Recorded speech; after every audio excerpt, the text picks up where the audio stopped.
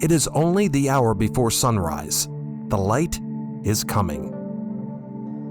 Hello and welcome to the Scottish Rite Journal podcast, an audio presentation of the Scottish Rite Journal, brought to you and published by the Supreme Council of the Scottish Rite, Southern Jurisdiction, Mother Supreme Council of the world. Be sure to like, subscribe, share, and comment on this article, and don't forget to hit the notifications bell.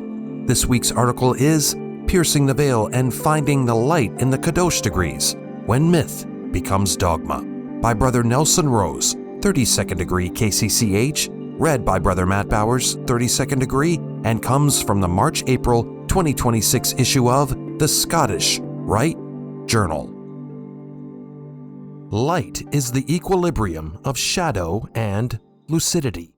Albert Pike, Morals and Dogma, lecture to the 32nd degree, Sublime Prince of the Royal Secret.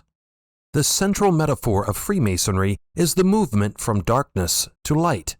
We are taught early in our journey that this is not a passive event. It is a march, a struggle, and a perpetual labor. In the symbolic language of the craft, darkness often represents ignorance, tyranny, and fanaticism. Light represents knowledge, liberty, and truth. However, as we progress into the Council of Kadosh, specifically the 23rd, 24th, and 25th Scottish Rite degrees, Albert Pike challenges us to confront a more nuanced and difficult form of darkness. This is the confusion of the symbol with the things symbolized. It is the error of mistaking the vessel for the water it holds. In Morals and Dogma, Pike suggests that the religions and mythologies of the past were humanity's initial attempts to map the unknown. They were necessary vehicles for truth in an age of mystery. Yet he also warns that when we cling to the literal interpretations of these ancient myths in an age of scientific illumination, we risk turning the light of the past into the darkness of the present. The Mason must learn to distinguish the eternal moral lesson from the temporary cultural shell that surrounds it.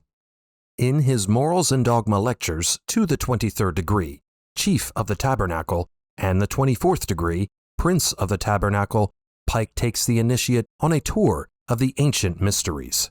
He guides him from the priesthoods of Egypt to the rites of Eleusis and the tabernacle of the Hebrews.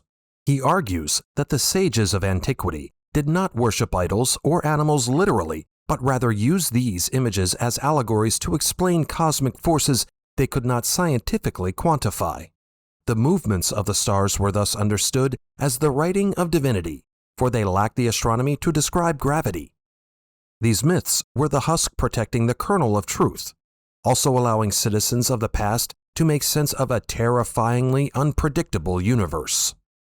The tragedy of history, according to Pike, occurs when the key to these mysteries is lost. The problem arises when the allegory is taken as literal history and the symbol is worshipped instead of the principle it represents. In the lecture to the 25th degree, Knight of the Brazen Serpent, Pike addresses this directly. He uses the biblical narrative of the bronze serpent raised by Moses. Originally, this was a symbol of healing and faith. It was a tool used to focus the minds of the Israelites. However, over time, the people began to worship the bronze object itself, forgetting that healing power came from the divine.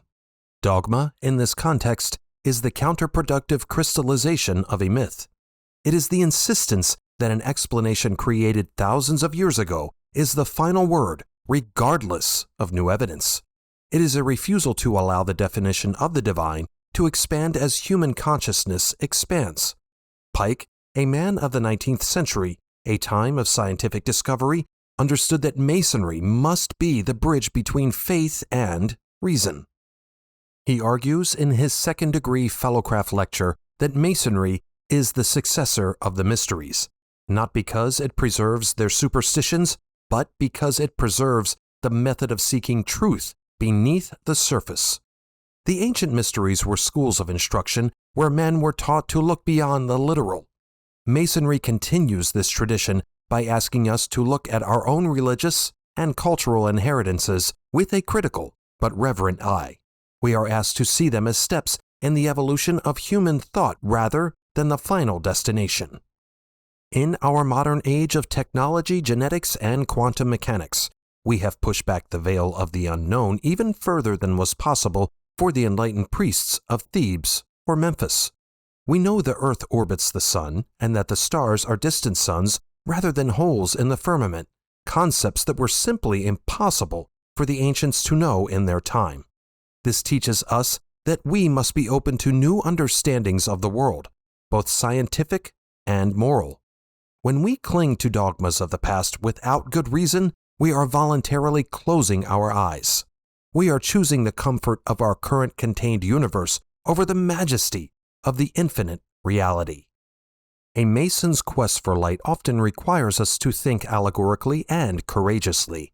It reveals a universe of vast distances, ancient timelines, and complex biological processes. This does not mean we discard the ancient wisdom found in the 23rd through 25th degrees. On the contrary, we honor it by treating it as it was intended.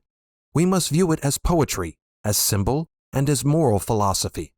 The biblical narrative of Moses and the brazen serpent, or the trials of Osiris from Egyptian lore, teach us about healing, renewal, and the immortality of the soul. These are spiritual truths that science cannot touch because they belong to the realm of meaning rather than the realm of fact. However, to build a stable temple for the future, we must use the materials of our own time while adhering to the geometric principles of the past. The principles of brotherly love, relief, and truth do not change, but our understanding of the physical universe does. The true Mason knows that the march of progress never ends. We must open our eyes. The light is waiting, for as we read in Morals and Dogma, 27th degree, the night of the sun, or Prince Adept lecture, it is only the hour before sunrise. The light is coming.